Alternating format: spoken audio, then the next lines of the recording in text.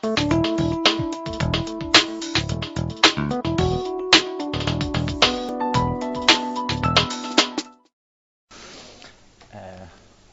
Ministers, Excellencies, ladies and gentlemen, dear friends, I would like to thank the Institute for Cultural Diplomacy for the honor of asking me to be here with you today. I would like to first of all express my doubt about whether I can fully complete the task I have been given to speak about tourism and tourism branding. Given this question is broad and much more complicated than it may seem, as its parameters are numerous and vastly diverse. First of all, what are we talking about? About tourism, of course, that is about a human activity in which people leave their normal residences by hundreds of millions each year for a minimum of 1 day and a maximum on 1 year without practicing a professional activity in the destination. One of the major characteristics of this phenomenon of human behavior is that it has grown quite impressively over the last 5 decades with profound changes in the recent years. The figures and graphs which will illustrate these changes only deal with one aspect of tourism, as I will be focusing exclusively on international tourism. To have a good idea of the magnitude of this phenomenon, we must remember that domestic tourism represents between 73% in terms of overnight stays and 83% in terms of arrivals of the total of the global tourism industry. Thus, the following graphs and figures represent between 27 and 17 of global tourism. What are the major trends? First trend, tourism is constantly growing. The sector has increased from under 50 million international arrivals in 1950 to 530 million in 1995, 930 million in 2010, and our predictions indicate that this figure will be 1.6 billion in 2020. Second trend, for the past 50 years, each crisis has affected figures for 1 or 2 years, but has not affected overall trends. We already see that the 2009 crisis was the most severe that the tourism sector has seen yet. 2010 figures have already recovered from the crisis and should catch up with the overall trend within 1, 2, or 3 years. In blue, you can see the predictions for 2020 as we calculated them in 2000, and in red, the actual data. The table displays 2010 results as well as our prediction for 2011. We see clearly to what extent trends continue to accentuate the differences in rhythm and growth. This has clear consequences in terms of revenues and employment. What is at stake is the distribution of $852 billion through the global tourism sector. Behind this figure, tourism is an economic activity with substantial impact. Indeed, it creates jobs, about 250 million jobs worldwide. That is about 7% of the jobs in the world.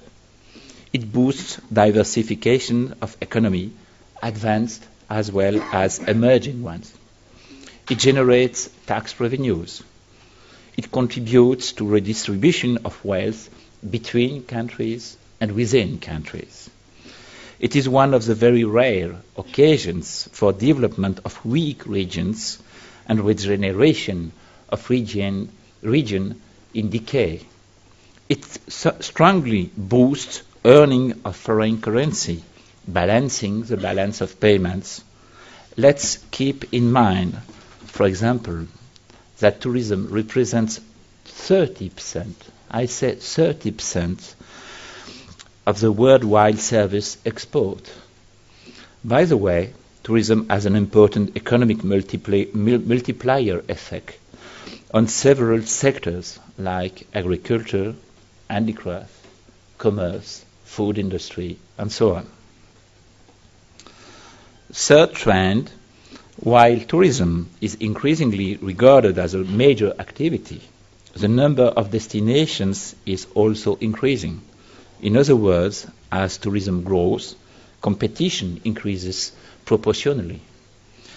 Here we see the evolution over 15 years of the market shares in terms of numbers of international arrivals. Europe represented 58% of the market in 1995 and accounted for no more than 53% in 2009. During this time, Middle East doubled its share, Asia rose 5 points, while the Americas, notably on account of the United States, fell 4 points. This graph gives an idea of the evolution of parts of the markets, this time over a period of 30 years, and gives an idea of the competition with an overall contraction of Europe plus Americas and the development overall of Asia plus Africa plus the Middle East. In reality, competition is from now on between advanced and emerging countries. These parts are now becoming inversed. This growth in competition should be confirmed in the coming decades. And it should lead to the top 10 in 2020. We understand then the competitive importance of product quality, promotion, and therefore of branding. To put in another way, in a market in which long-term trends are strong and growing, and in which competitiveness is increasing rapidly, the questions of image, branding, and promotion become crucially important. By the way, when we speak of tourism, what are we really talking about?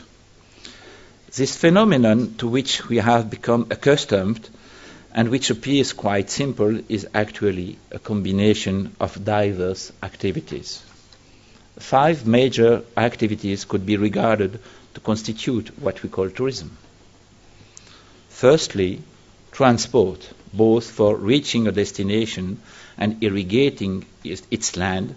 In other words, transport by air, rail, bus, car, taxi, public transportation, even bicycle now.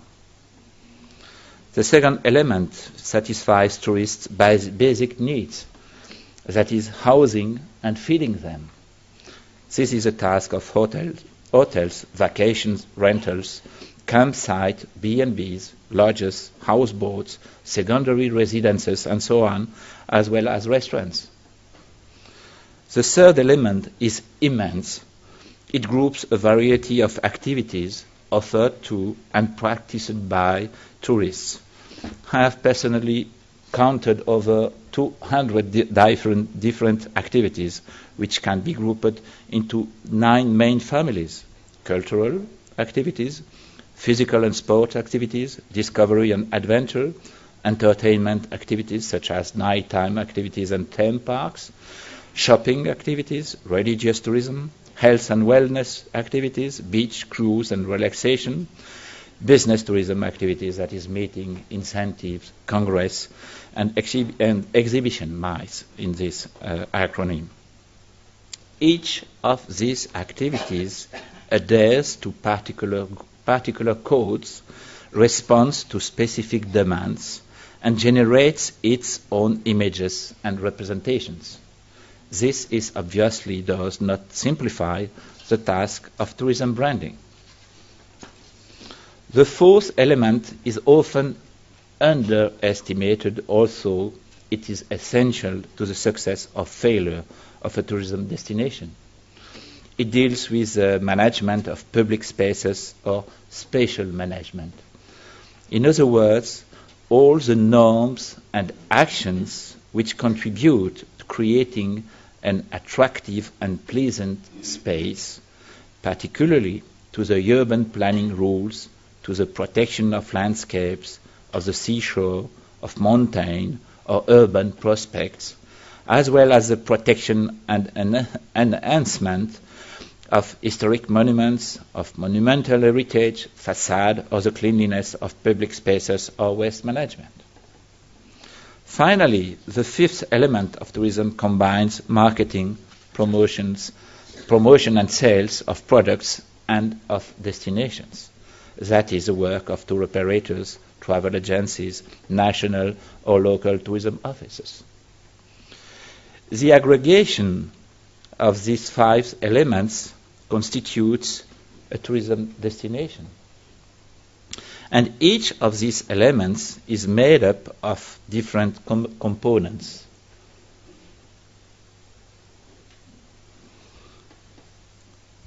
The first one are grouped in what I would call the basic factors: economic pattern, chain value, funding and profitability, and mainly governance.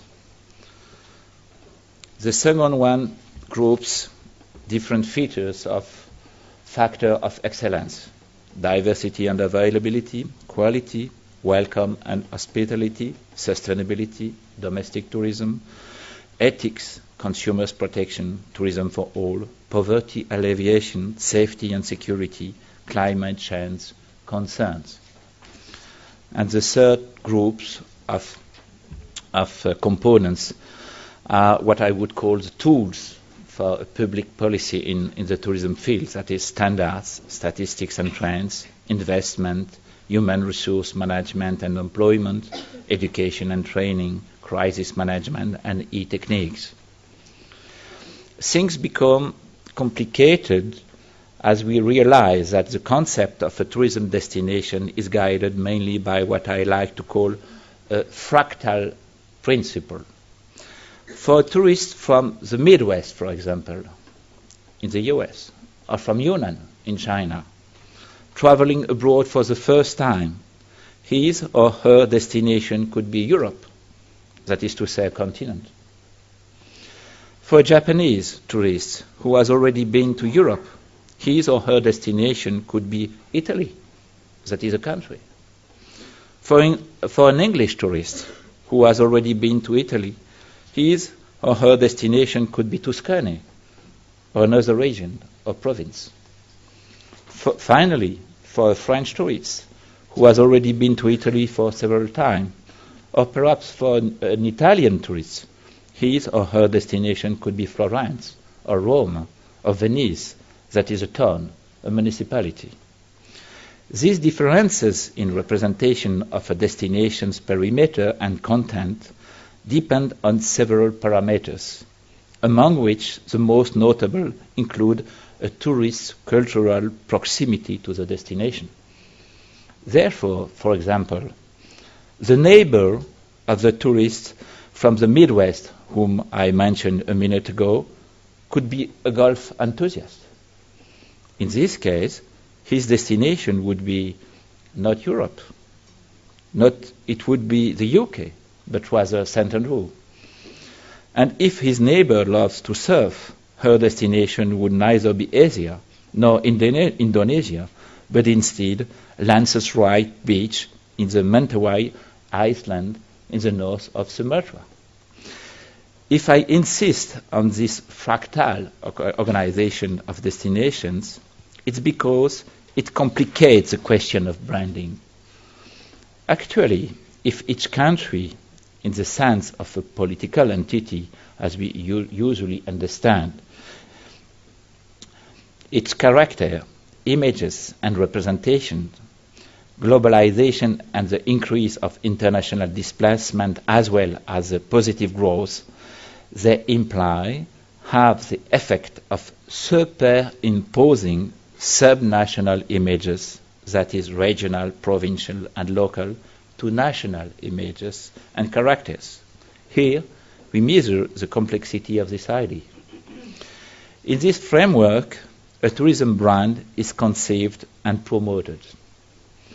Simon Anhold, I think that he was one of your speakers in a previous conference here in ICD, who has produced extensive work on the subject of nation branding and competitive identity, defines branding as, I quote, the act of reducing something chaotic, complex, and contradictory to something simple, memorable, and potent.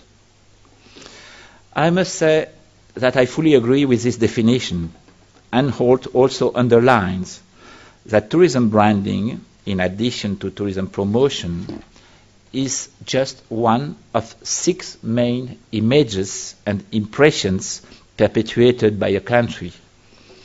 The 5 others being, first, images driven by the exports of products and services of a country, their quality as well as their defects.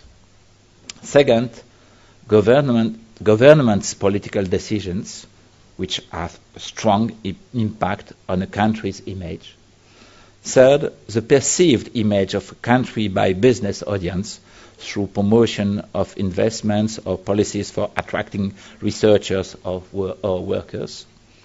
Fourth, cultural exports and sports, which plays an increasing role worldwide now. Fifth, the people themselves, that is, travelers and tourists, who by behavior or speech perpetuate their country's image.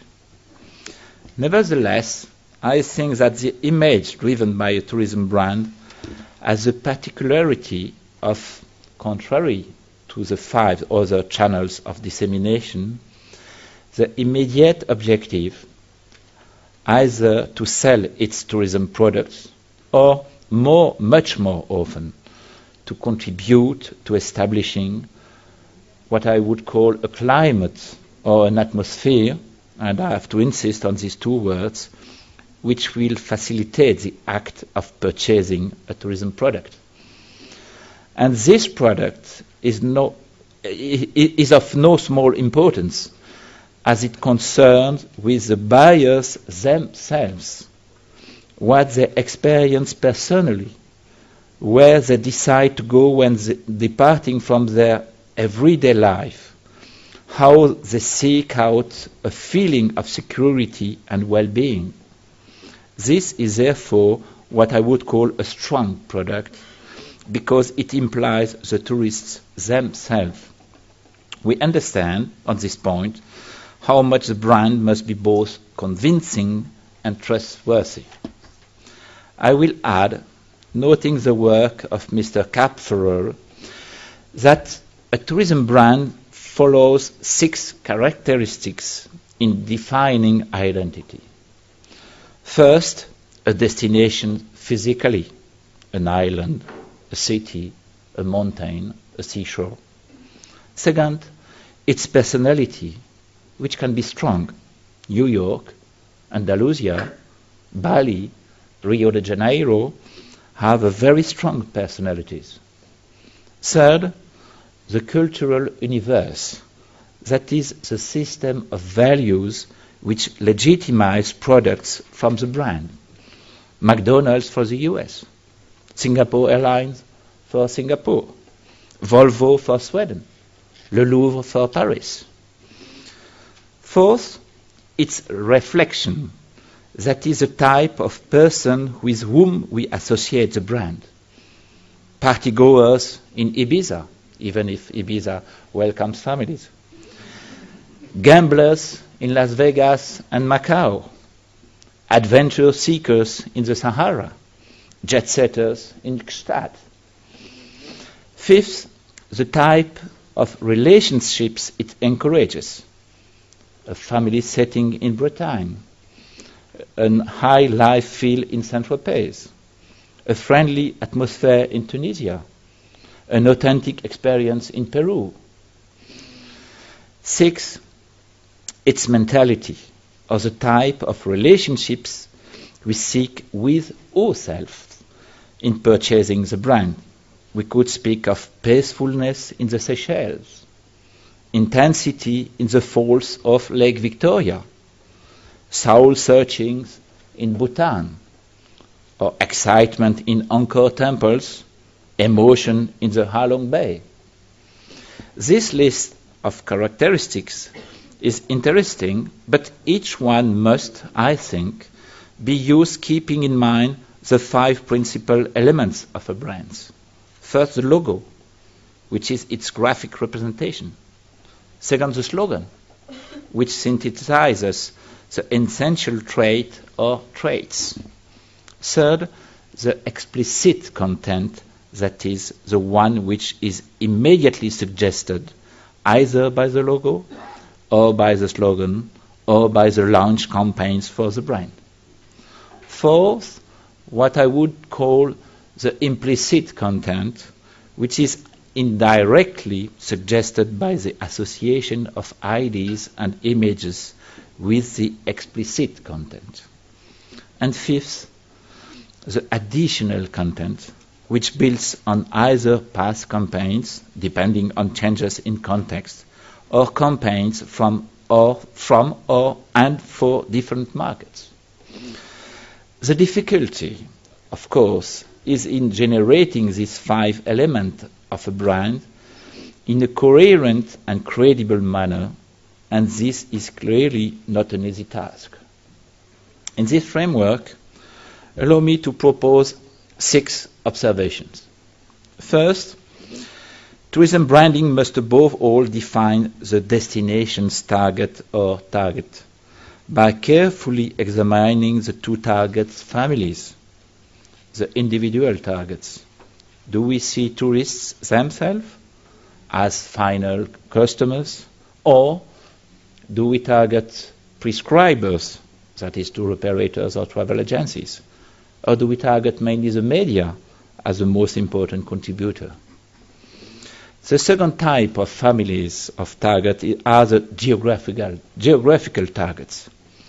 Do we target all the potential tourists, including domestic tourists, or intra-regional markets? Remember that the intra-regional markets worldwide represent an average of 78% of international tourism. Or do we target long-haul markets, which represent only 20%, as the most important? It goes without saying that the cross-cutting of these 2 types of target families has a major influence on the tourism brand's conception and on the costs of development and promotion of the brand. Second observation, through these explicit or implicit contents, a brand is a promise which engages the promoter.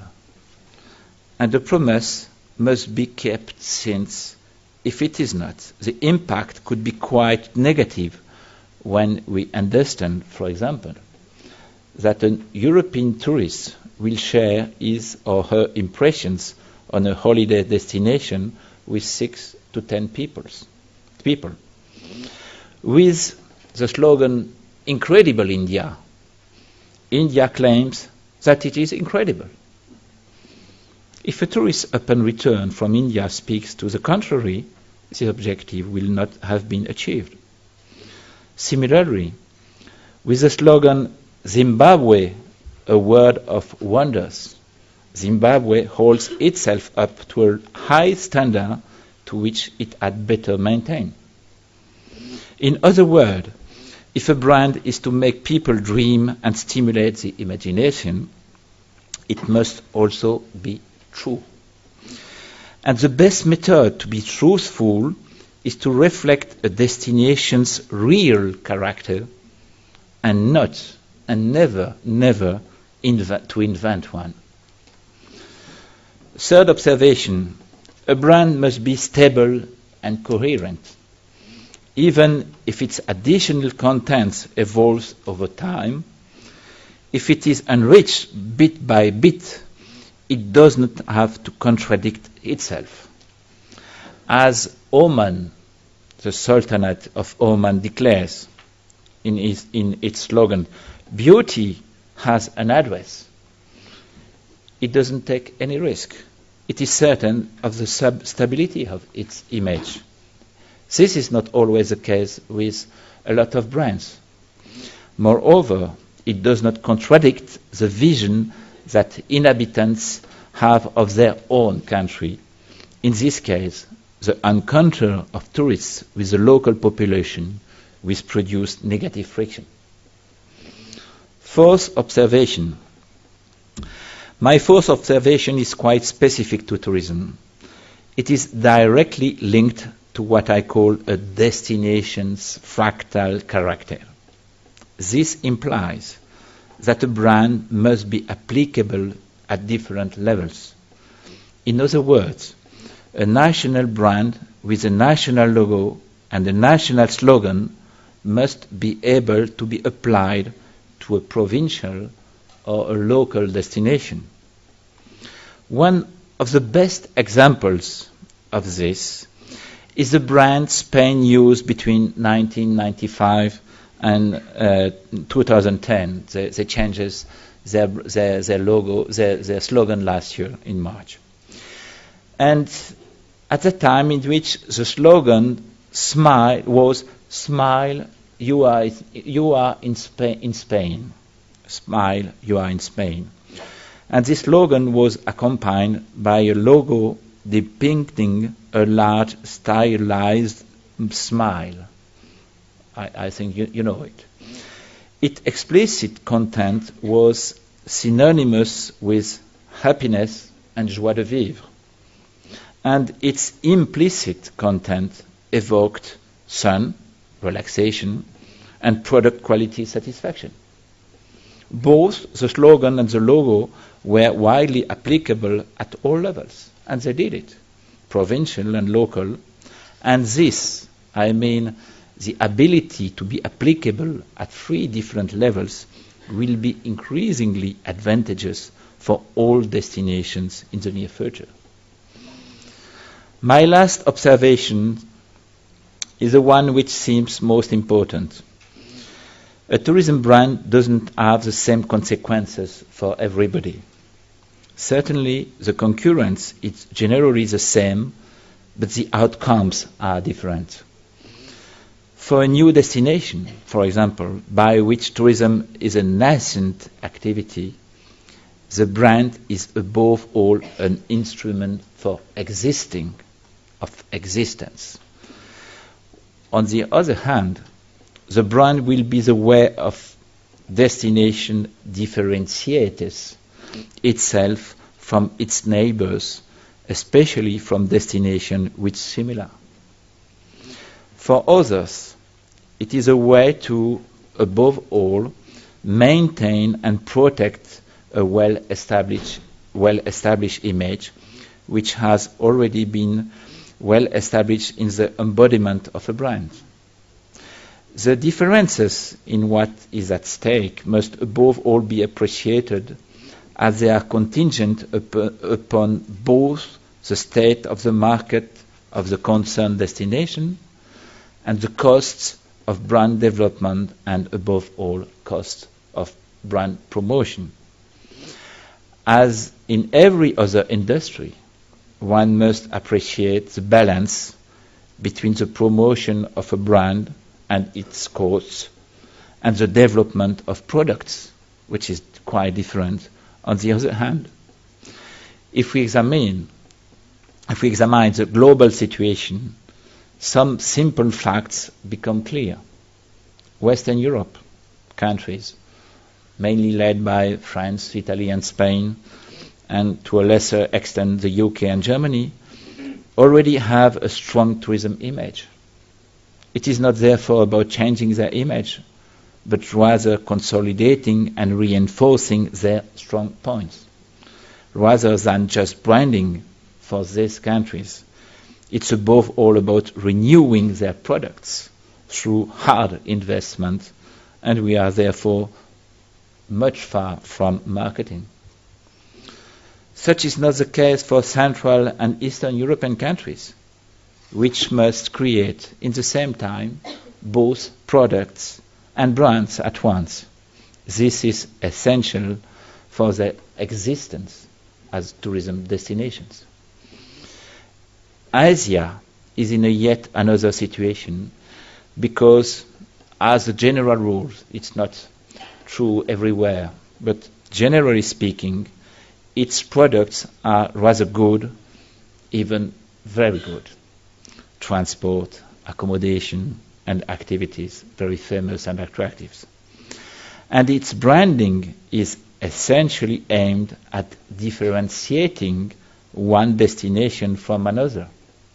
As destinations, they must also ask themselves the crucial fractal application question. Africa, excluding North Africa, I mean Tunisia and Morocco, which are in a very special situation, and excluding South Africa and Kenya, Africa, generally speaking, is also in a very different situation insofar as the primary objective is to build the two-thirds elements of tourism products, I mean transport and accommodation, which are unavoidable prerequisites for the construction of a brand. In regards to South America, the consolidation of domestic and regional markets is likely to be the main objective. It's not clear whether a long-haul branding policy should aim further, except in the case of the US. I will finish my comments with what I think is today's most exciting challenge, that which the US is currently facing. Never have we seen such a gap between a country's tourism potential, which is actually quite huge, probably one of the larger in the world, and its results, which fall disappointingly short of predictions. The impact of September 11 on international tourist arrival actually was never in fact compensated, which amounts to a loss of tens of billions of dollars, which the US has let slip away over the past 10 years. It's probably in this country where the challenge of image, of tourism branding and tourism promotion is most strongly felt. Last year, President Obama created a special fund for tourism promotion, taken from a fee charged to visitors from countries, including the visa waiver program, and we are looking forward to its results. Of course, ladies and gentlemen, such a vast subject cannot be fully addressed in an half an hour. I only hope to have been able to clarify certain aspects, and I thank you for your attention.